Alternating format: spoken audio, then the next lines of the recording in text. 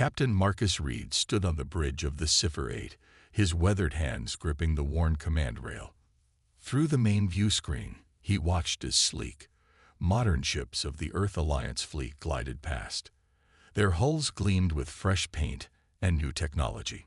In contrast, his ship, the Cipher-8, was a relic from another era. "Look at them," said Engineer Thomas, stepping up beside Reed. "All shine, no soul." Reed nodded. Thomas had been with the ship almost as long as he had, 15 years of service on a vessel that the Alliance had tried to retire at least 3 times. "Captain," called Communications Officer Miller from her station. "Incoming message from command." "Put it through," Reed said, straightening his uniform jacket. The view screen changed to show Admiral Parker's stern face. "Captain Reed, how's that old bucket holding together?" Reed forced a smile. "Still flying, sir. The Cipher-8 has never let us down." "That's about to be tested. I'm sending you coordinates for your final mission." Reed felt a chill at the words "final mission." The crew had known this was coming, but hearing it said out loud made it real. "We're being decommissioned then?" Reed asked. "After this mission, yes. The Cipher-8 will be retired and your crew reassigned. Some outdated equipment simply can't keep up with modern threats." Thomas made a small noise of disagreement but stayed quiet. "What's the mission, sir?" Reed asked. "We've detected strange energy readings at the edge of charted space. Probably nothing. Could be a sensor malfunction or natural phenomenon. But we need someone to check it out." Reed understood what wasn't being said. This was busy work, a meaningless final task for an outdated ship before it was scrapped. "Sending the coordinates now," Parker said. "Complete the mission and return to Earth Station for decommissioning." Parker out. The screen went dark, and the bridge was silent for a moment. "Well," Reed finally said, "it seems we have one last adventure. They're just trying to keep us out of the way," Security Chief Davis said from his tactical station, "sending us to chase ghosts while the real ships do the real work." Reed turned to face his bridge crew.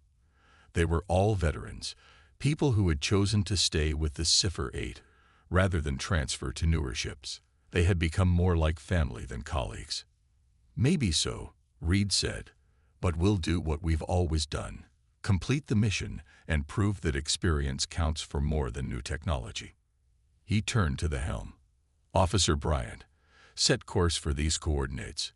Maximum speed." "Aye, Captain." As the ship hummed to life and prepared to jump to faster-than-light travel, Reed sat in his command chair, running his hand along the armrest where the padding had worn thin from years of use. Later that evening, Reed met with his senior officers in the ship's small conference room. The room, like much of the Cipher-8, showed its age: scratched table surface, outdated display screens, and lighting panels that occasionally flickered. "Let's talk about what we know," Reed said. "Miller, what information did command send about these energy readings?" Miller, a woman with short gray hair and quick eyes, brought up a display. "Not much, Captain. Just coordinates and basic sensor data. The energy signature doesn't match anything in our database, which means it could be something new and important," Thomas said, leaning forward. The engineer was always excited by the unknown. "Or it could be nothing," Davis countered. The security chief was naturally suspicious, a trait that had saved the ship more than once. "Either way," Reed said, "we're going to investigate properly. Thomas, I want you to prepare the ship's sensors for detailed scans. Davis, run a full weapons check, just in case. The weapons systems are outdated compared to what the fleet has now," Davis noted. Thomas smiled. "Maybe on paper, but they don't know about our modifications." Over the years, Thomas had made numerous unofficial upgrades to the Cipher-8, changes that weren't in any official record. Command would never have approved many of them, which is why they were kept secret. The ship might look outdated, but it had capabilities that even the newest vessels didn't. "Miller," Reed continued, "keep monitoring for any additional communications from command or any other ships in that sector." There shouldn't be any, Miller said. The coordinates are far from regular patrol routes or trade lanes.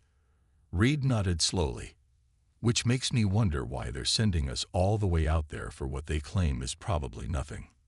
The officers exchanged knowing looks. They had all served long enough to recognize when they weren't being told the whole truth. Captain, Bryant said quietly, do you think this could be related to the rumors about the Vorn? The Vorn were an alien species that had been in a tense standoff with humanity for nearly a decade. Not quite war, but far from peace. What rumors? Davis asked.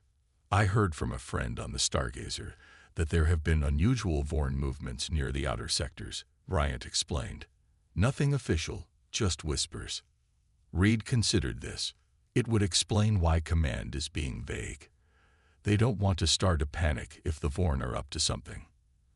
And they might be sending us because we're expendable, Davis finished. Or, Thomas suggested with a hint of pride, because despite what they say publicly, they know the Cipher-8 can handle itself in a tough situation. Reed stood up and walked to the small viewport. Stars streaked by as the ship traveled through space. Whatever the reason, we'll be ready. This ship may be old, but it's far from outdated where it counts. He turned back to his officers. Get some rest. We arrive at the coordinates in 10 hours. As the meeting ended and the officers filed out, Reed remained in the conference room alone. He pulled out a small data chip from his pocket. His private orders from Admiral Wilson, Parker's superior. Unlike Parker, Wilson had always respected the Cipher-8 and its crew. Reed inserted the chip into a reader and encrypted text appeared on the screen. Marcus, the official mission is cover. What you're really looking for is evidence of a Vorn superweapon. Intelligence suggests they've discovered something ancient and powerful. Your outdated ship might be our best asset. The Vorn won't consider you a threat. Be careful, old friend. The fate of the Alliance may depend on what you find. Reed deleted the message and crushed the chip. He had suspected there was more to this mission, but a potential superweapon raised the stakes considerably. The Cipher-8 might be heading toward its final mission, but Reed was determined it would be one that mattered. Maybe then, people would stop calling his ship outdated. He straightened his uniform and headed for the bridge. The crew didn't need to know everything yet. Better to let them rest while they could. Tomorrow, they would face whatever waited for them at the edge of known space, and Reed knew one thing for certain. Outdated or not, the Cipher-8 and its crew wouldn't go quietly into retirement. The alarm woke Captain Reed from a light sleep. He had dozed off in his chair after reviewing old mission logs, searching for any previous encounters with the Vorn that might help their current mission. Captain, to the bridge. Miller's voice came through the comm system. We're approaching the coordinates. Reed straightened his uniform and made his way through the familiar corridors of the Cipher-8. The ship had been his home for so long that he could navigate it with his eyes closed, feeling every vibration and sound like they were extensions of his own body. When he stepped onto the bridge, his crew was already at their stations, faces lit by the glow of control panels. Report, Reed said, settling into his command chair. We're dropping out of faster-than-light travel now, Bryant announced from the helm. The view screen showed the streaking stars slow and settle into distant points of light. Sensors active, Thomas said from the engineering station. Running full spectrum scans. Reed leaned forward. What are we looking at? The view screen adjusted to show what appeared to be empty space, but as the sensors focused, something began to take shape. A massive structure floating against the blackness of space. What is that? Davis asked, voicing what everyone was thinking. Thomas worked his controls, enhancing the image. It's artificial, Captain. Approximately 2 kilometers in length. The structure is made of materials I've never seen before. Our sensors can barely read it. The object on the screen was unlike anything they had encountered. It had a circular design with a hollow center, like a massive ring or gateway. Strange markings covered its surface, glowing with soft blue light. Is it Vorn? Reed asked. Miller shook her head. The design doesn't match any known foreign technology. This is something else entirely. The energy readings are off the charts, Thomas added. It's putting out more power than our ship's reactor, but I can't identify the source. Reed stood and approached the view screen. Take us closer, Bryant. Slow approach. Davis, keep weapons on standby, but do not power them up yet. The Cipher-8 edged toward the mysterious structure. As they drew closer, the blue glow pulsed subtly, as if responding to their presence. Captain, Miller called out, I'm detecting unusual radiation patterns. They're forming what looks like a data stream. Can you decode it? Reed asked. Miller worked at her station. It's not like any communication protocol I've seen, but there's a pattern to it. Give me time, and I might be able to figure something out. Reed nodded. Do what you can. Captain, Thomas interrupted, his voice tense. I'm detecting something else. A gravitational distortion about half a light hour away. Something's coming. Reed turned to Davis. Identify. Davis's fingers flew over his console. Ships. Multiple signatures. They're using some kind of cloaking technology, but our modified sensors can detect their engine emissions. Vorn? Reed asked, though he already knew the answer. Yes, sir. A battle group.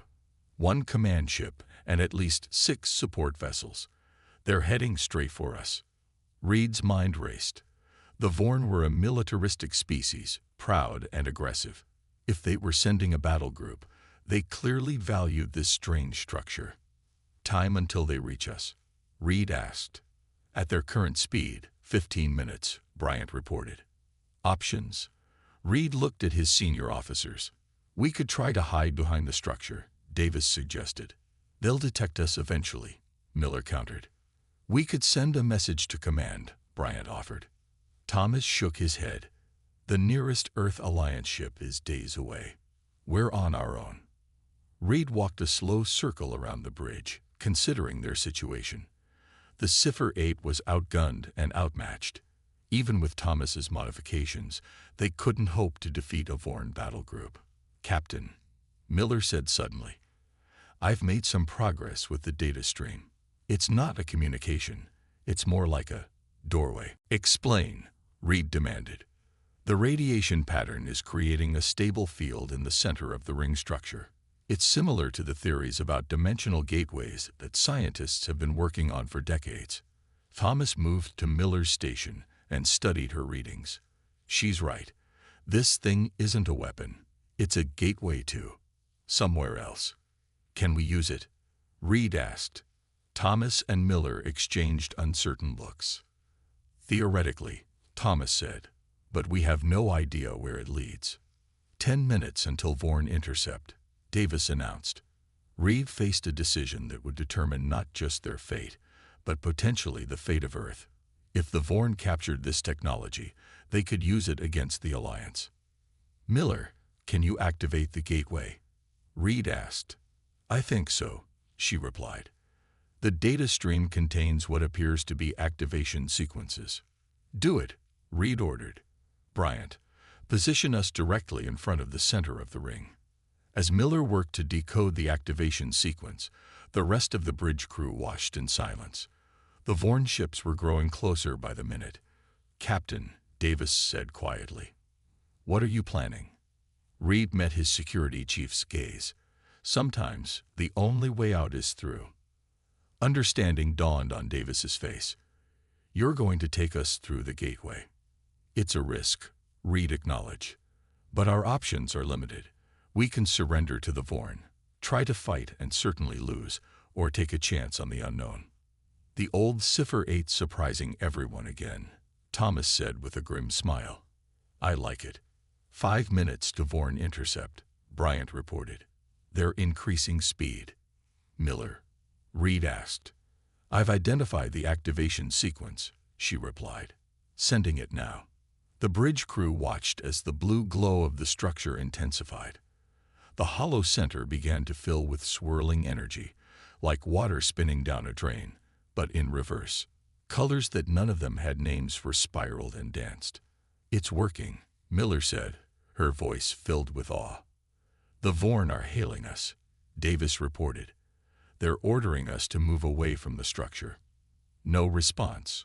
Reed ordered, "Bryant, take us in. Full impulse power." Bryant hesitated for just a moment. "Sir, we don't know what's on the other side." Reed placed a hand on his helmsman's shoulder. "That's true. But we do know what's behind us. Sometimes the unknown is better than certain defeat." Bryant nodded and set the course. "All hands secure for possible turbulence," Reed announced shipwide. "We're about to make history." The Cipher-8 moved forward, its aging hull reflecting the strange energies emanating from the gateway. As they approached the swirling center, the ship began to vibrate. "Structural integrity holding," Thomas reported, "but just barely." 2 minutes to Vorn intercept, Davis announced. "They're charging weapons." "Steady," Reed said, gripping his command chair. "Steady." The nose of the Cipher-8 touched the energy field, causing ripples like a stone dropped in a pond. Then, slowly, the ship began to pass through. Energy levels spiking. Thomas shouted over the growing noise of the straining ship. Light filled the bridge, blinding and intense. Reed felt a strange sensation, as if his body was being pulled in all directions at once. The last thing he heard was Davis's voice.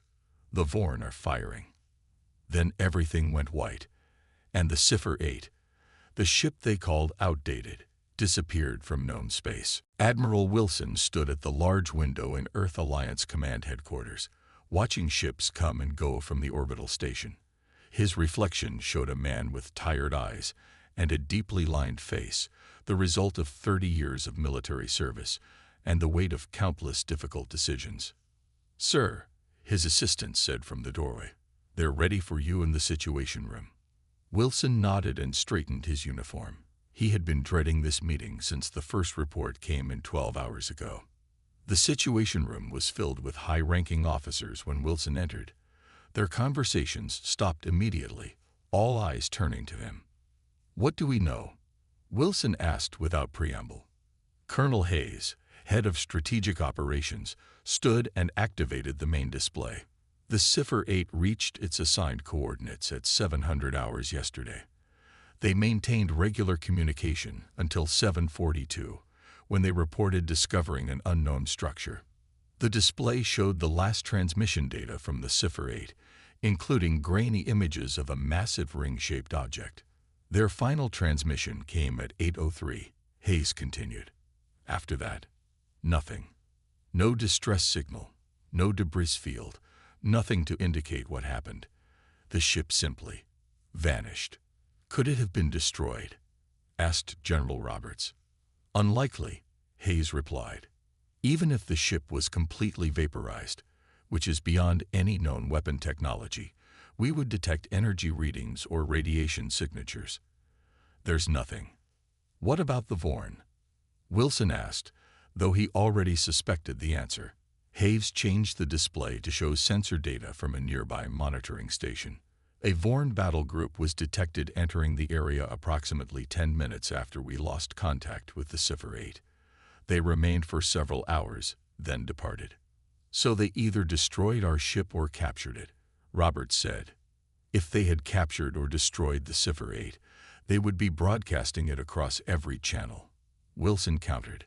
"The Vorn never miss an opportunity for propaganda." "Perhaps they're keeping it quiet because of what the Cipher-8 found," Hayes suggested. Wilson nodded. "The structure. What do we know about it?" Hayes looked uncomfortable. "Very little, sir. The Cipher-8's data transmission was incomplete. We know it's not of Earth or Vorn origin. Its power output was substantial, beyond anything we've seen before." The room fell silent as the implications sank in. An unknown alien structure with immense power, now potentially in Vorn hands. "The diplomatic office received this an hour ago," Wilson said, inserting a data chip into the table's console. The display changed to show a Vorn diplomat, their scaled skin and vertical pupils unmistakable. "Earth Alliance Command," the Vorn began. We formally protest your illegal weapons testing in neutral space. Your vessel activated a device of unknown power near our borders. We demand an explanation and reparations for this clear act of aggression." Wilson stopped the recording. "They think we were testing a weapon. Were we?" someone asked quietly. Wilson's expression hardened. The Cipher-8 was sent to investigate anomalous readings, nothing more. Captain Reed had clear orders not to engage with any technology they found. But Wilson knew Reed well enough to doubt he would sit idle if the Vorn appeared. The captain was resourceful and dedicated to protecting Earth, sometimes too dedicated. "We need answers," Wilson declared. "I want a task force assembled to return to those coordinates. Full sensor package, armed escort." "The Vorn won't like that," Roberts warned. "I don't care what the Vorn like," Wilson replied. "I have a missing ship and crew." As the meeting continued, a young analyst named James sat at his workstation several floors below, reviewing the Cipher-8's final transmissions. He had been assigned to do a standard data analysis, but something caught his attention. James enhanced the audio from the ship's last moments. Most of it was standard communication, but beneath that, barely audible, was another signal. He isolated it and ran it through various filters. "That's odd," he muttered. The hidden signal wasn't random noise. It had a pattern, a repeating sequence of tones that didn't match any standard Earth Alliance communication protocol. James pulled up the record of Captain Reed's service history. Reed had served in intelligence before taking command of the Cipher-8. He would know old emergency codes. James's fingers flew over his console as he compared the strange signal to outdated intelligence protocols. Finally, he found a match. A code so old it hadn't been used in 15 years. Decoded, the message was simple but baffling. "Not destroyed. Gateway active. Crossing THRES isolated." James sat back, staring at the words on his screen. If his analysis was correct, the Cipher-8 hadn't been destroyed or captured. They had gone somewhere else. He hesitated only briefly before sending his findings directly to Admiral Wilson. Wilson dismissed the meeting and returned to his office, his mind racing with possible scenarios and contingency plans. When he saw the urgent message from the analysis division, he opened it immediately. 5 minutes later, Wilson locked his office door and activated his secure communication terminal. The face that appeared on the screen belonged to Dr. Lena Wright, head of the Alliance's Classified Dimensional Physics Division. "Admiral," she greeted him. "This is unexpected." "Doctor, what do you know about gateways, specifically interdimensional ones?" Wright's expression changed from surprise to caution. "Such technology is theoretical at best. We've had some success in lab conditions creating microscopic connections between points in spacetime, but nothing stable or large enough to be practical." "What if someone else had succeeded where we failed?" Wilson asked. "Someone else? You mean the Vorn?" "I mean someone else entirely. An unknown civilization with technology far beyond ours or the Vorn's." Wright was silent for a moment. If such technology existed, it would represent the most significant discovery in human history. The ability to move between dimensions would change everything. Travel, resources, possibly even our understanding of reality itself. And if a ship, say, an older model Earth Alliance vessel, were to enter such a gateway. Understanding dawned on Wright's face. Is that what happened to the Cipher-8? Wilson sent her the decoded message. According to this, yes. Wright studied the message, then looked back at Wilson. If they did enter a gateway, there's no way to know where or when they ended up. They could be anywhere in the multiverse, but they might still be alive, Wilson said.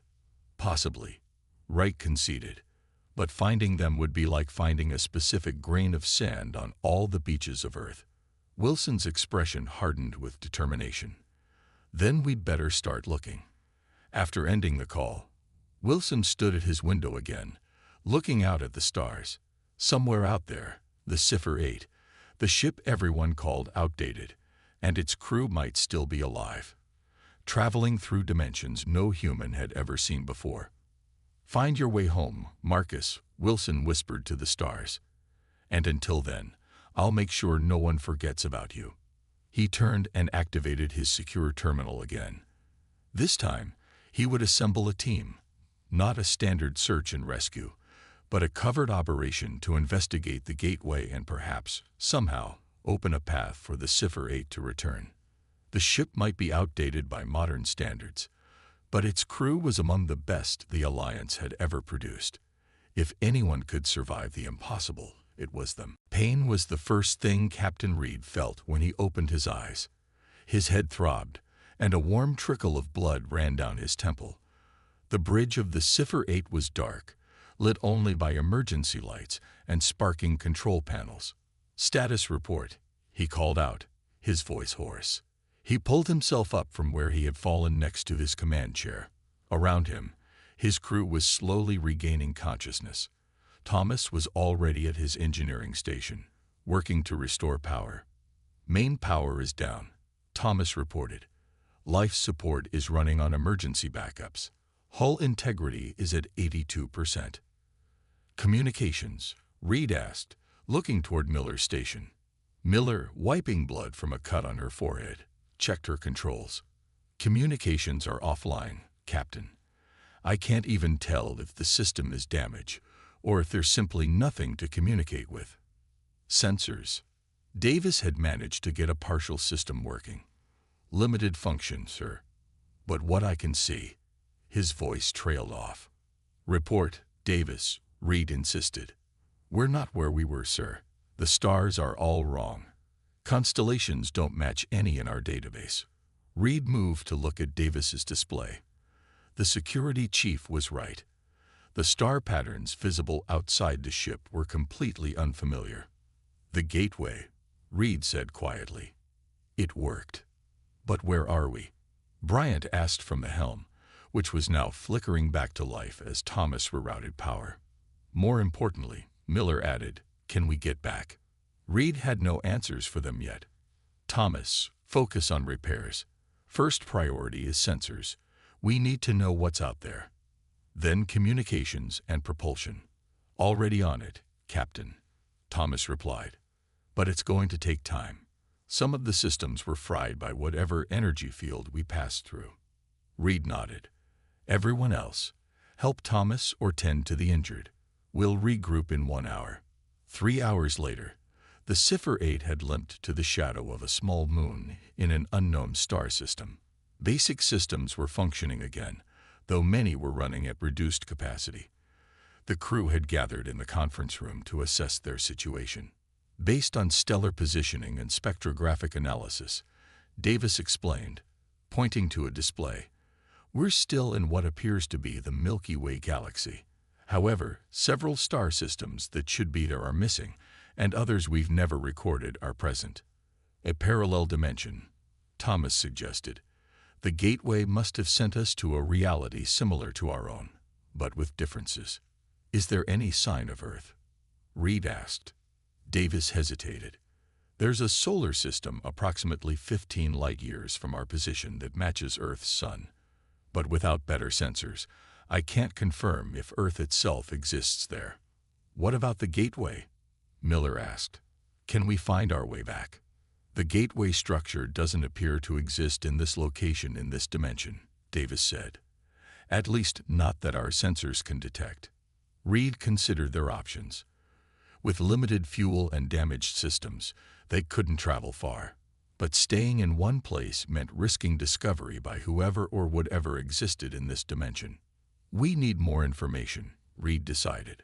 "Set course for the Earth-like solar system, maximum sustainable speed. We'll approach cautiously and observe before making contact, if Earth exists here." It took the damaged Cipher-8 nearly a week to reach the solar system. As they approached, their improved sensors confirmed what they had hoped for. Earth existed in this dimension too. But as they drew closer, the differences became apparent. "Captain," Davis called out, his voice tense, "I'm detecting large artificial structures in orbit around Earth, dozens of them. Design matches nothing in our database. Military installations? Reed asked. Based on power signatures and configuration, yes. And there's more. The lunar colonies are gone. Instead, there appears to be a massive mining operation. Reed ordered the ship to hold position just beyond Pluto's orbit. Can we monitor their communications? Miller worked at her station. I'm picking up transmissions, but the encryption is unlike anything I've seen. Give me time to analyze it. Hours passed as Miller worked on breaking the encryption. Finally, she succeeded in accessing what appeared to be a news broadcast from Earth. The crew gathered around the view screen, falling silent as the images appeared. Earth was still recognizable, but many cities appeared damaged or rebuilt in an unfamiliar style. The people looked human, but their clothing and appearance were slightly different from what the crew knew. Most shocking was the news itself.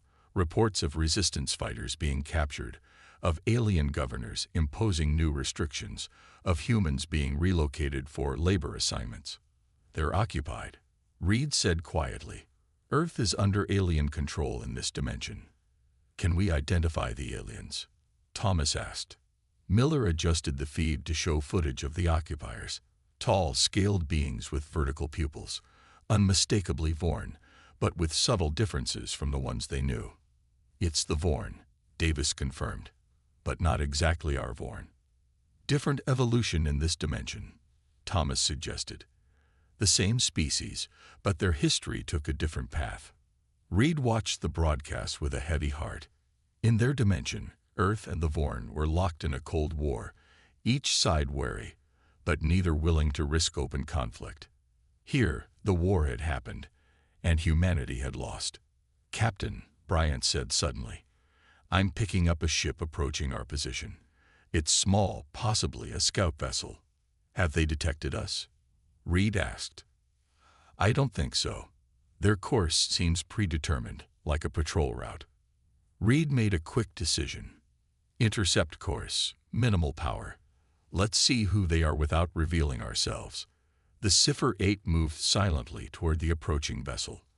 As they drew closer, they could see it was indeed a small patrol ship, but not of foreign design. It appeared to be human-made, but cobbled together from mismatched parts. They're transmitting a coded signal, Miller reported. I think it's some kind of identification broadcast. Should I respond? Reed hesitated. Responding could give away their position, but remaining silent might make the patrol ship investigate. Send a standard Earth Alliance greeting, Reed decided. Let's see how they react. Miller transmitted the message. For long moments, there was no response. Then the patrol ship changed course, heading directly for them. They're powering weapons, Davis warned. Hold position, Reed ordered. Shields up, but do not arm weapons. The view screen activated, showing the face of the patrol ship's captain, a human woman with a scared face and hard eyes. Unknown vessel, she said, her voice tense. Identify yourself immediately or be destroyed. That was an Earth Alliance code from before the fall. Who are you? Reed stepped forward. I am Captain Marcus Reed of the Earth Alliance vessel Cipher-8. We are not from your dimension. We came through a gateway and are seeking information. The woman's expression changed from suspicion to shock. The Cipher-8 was destroyed 12 years ago during the first Vorn invasion. If this is some kind of Vorn trick. Not a trick, Reed assured her. In our dimension, Earth and the Vorn are in a stalemate. We accidentally traveled through a gateway while investigating the strange structure. The woman was silent for a long moment, studying Reed and the bridge of the Cipher-8. Finally, she spoke again. If you're telling the truth, you need to come with us immediately. The Vorn patrol will be here within an hour. Where would you take us? Reed asked. To what's left of the resistance, she replied, and to someone who might believe your story, the only surviving officer from this dimension's Cipher-8. The resistance base was hidden deep inside an asteroid in the belt between Mars and Jupiter. As the Cipher-8 followed the patrol ship into a concealed hangar, Reed marveled at the ingenuity of the humans who had created this secret fortress. They've hollowed out the entire asteroid, Thomas said, examining the sensor readings, power systems, life support, even artificial gravity, all hidden from Vorn scanners. The Cipher-8 settled onto the landing pad, and Reed ordered the crew to prepare for contact. They had no idea what kind of reception awaited them in this alternate dimension. When the airlock opened, they found themselves facing a dozen armed resistance fighters. At the front stood the woman from the patrol ship, and beside her, an older man with a mechanical right arm and familiar eyes that widened in shock when he saw Reed. "It really is you," the man said in a voice Reed recognized despite its rougher edge. Reed stared at his counterpart from this dimension, an older, battle-scarred version of himself. "You're me," the other Reed nodded, "or who you might have become in a world where the Vorn won." He turned to the fighters. "Stand down. They're not a threat." As the weapons lowered, the two Reeds studied each other. Same face, different destinies. "Call me Marcus," the counterpart said, "since we can't both be Captain Reed. And this is Commander Jackson, my second in command." The scared woman nodded curtly. "You should come with us. The Council will want to hear your story." The Resistance Council chamber was a converted cargo hold, filled with maps, communication equipment, and a large table where a dozen people now sat listening to Reed explain their journey through the gateway. "In our dimension," Reed concluded, "Earth and the Vorn maintain an uneasy peace. Neither side has a clear advantage. That changed here when they found the Ancient One's technology," Marcus said. "Weapons beyond anything we could counter. The war lasted less than a year." "The Ancient Ones?" Miller asked. "The civilization that built the gateway," Commander Jackson explained. "They left structures like it throughout the galaxy millions of years ago. The Vorn found one and used it to enhance their weapons technology." Thomas leaned forward eagerly. "But the gateway we came through, it still exists in our dimension. Could we use it to help you?" A scientist on the council shook her head. "The gateways are paired systems. The one in this dimension was destroyed by the Vorn after they used it, to prevent any other species from gaining the same advantage." "Then how do we get back home?" Bryant asked the question on everyone's mind. Marcus exchanged looks with the council members. "We might have a way. We've been working on recreating gateway technology using what we've learned from Ancient One artifacts. It's not complete, but with your ship's data on the original gateway. You want to rebuild it," Reed realized. "Not just to send us home, but to give your resistance an advantage." "Exactly," Marcus confirmed. "Your ship, your outdated Cipher-8, might be exactly what we need." Reed's crew looked to him. The decision was complex. Helping could further entangle them in this dimension's war, but refusing would leave both them and the Resistance with few options. "Show us what you have," Reed decided. Days turned into weeks as the crew of the Cipher-8 worked alongside the Resistance. Thomas and the Resistance engineers analyzed the ship's sensor logs of the gateway, while Miller helped decrypt Vorn communications to learn more about their security protocols. "There's something else," Thomas told Reed one evening. "Something unusual about why our ship was able to pass through the gateway safely." "What do you mean?" Reed asked. "Modern Earth Alliance ships have quantum-aligned shield systems. According to the Resistance scientists, those systems would have catastrophically interacted with the gateway energy field. But the Cipher-8 shields are older," Reed realized. Thomas nodded. "Our outdated technology saved us, and it might be the key to defeating the Vorn here." The plan came together piece by piece. The Resistance would use the Cipher-8's older technology to create weapons and shields that the Vorn couldn't easily detect or counter. Meanwhile, the partial gateway they had been building would be completed using the data from Reed's ship. "It won't be stable for long," the lead scientist explained during the final briefing. "Maybe enough for your ship to pass through, but that's it." "What about your people?" Reed asked Marcus. "We'll use what we've learned from you to continue the fight," Marcus replied. "Your shield and weapons designs will give us a real chance against the Vorn." "You could stay," Commander Jackson suggested. Your crew, your ship, you could make a difference here. Reed looked at his crew. They had discussed this possibility privately. Staying would mean never seeing their homes again, but they could help turn the tide for humanity in this dimension. Bryant spoke for all of them. Our dimension needs to know about the gateway, about the Ancient Ones. If the Vorn in our reality find this technology first. Reed nodded. We need to go back, but we'll leave you with everything we have. Technical specifications, tactical data, all of it. Marcus understood. One Cipher-8 might be gone from this dimension, but another brought us hope. Maybe that's how it was meant to be. The day of departure came too quickly. The Resistance had installed the gateway components in a remote section of the asteroid belt, far from Vorn patrols. The Cipher-8, repaired and improved with Resistance modifications, hovered before the incomplete ring structure. Gateway powering up, Thomas reported from engineering. Energy patterns matched those from our original crossing. Reed opened a channel to the Resistance base. Marcus, are you receiving? Loud and clear, his counterpart replied. Gateway is at 60% power and rising. Remember, you'll have only moments to cross once it stabilizes.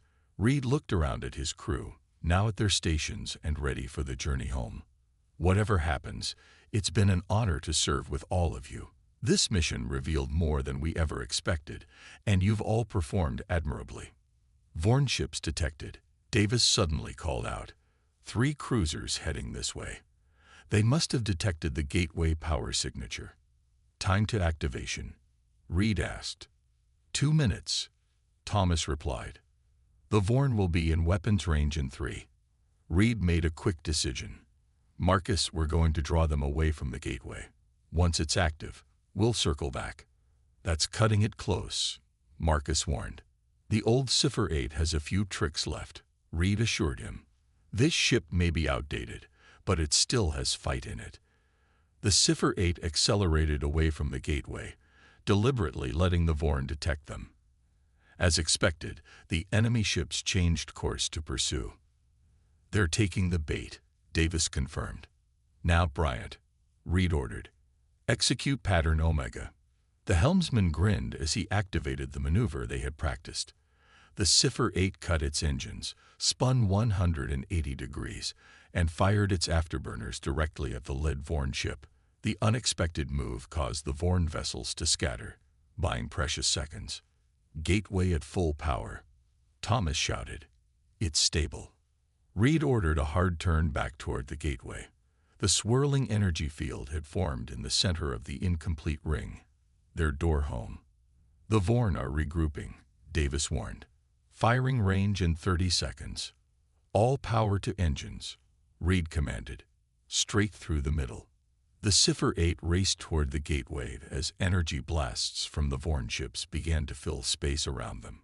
Just before they reached the threshold, Reed sent one final message. Thank you, Marcus. Keep fighting. In at least one universe, humanity will never surrender. Then the Cipher-8 hit the energy field. Light engulfed the ship, and once again, they vanished. They emerged into familiar space, the original gateway still spinning with energy before them. But they weren't alone. A joint Earth-Vorn task force had surrounded the structure, weapons trained on it. Multiple ships detected, Davis reported. Earth Alliance and Vorn. They're not firing at each other. We're being hailed, Miller announced. It's Admiral Wilson. The Admiral's shocked face appeared on screen. Reed, is that really you? Reed smiled tiredly. Yes, sir.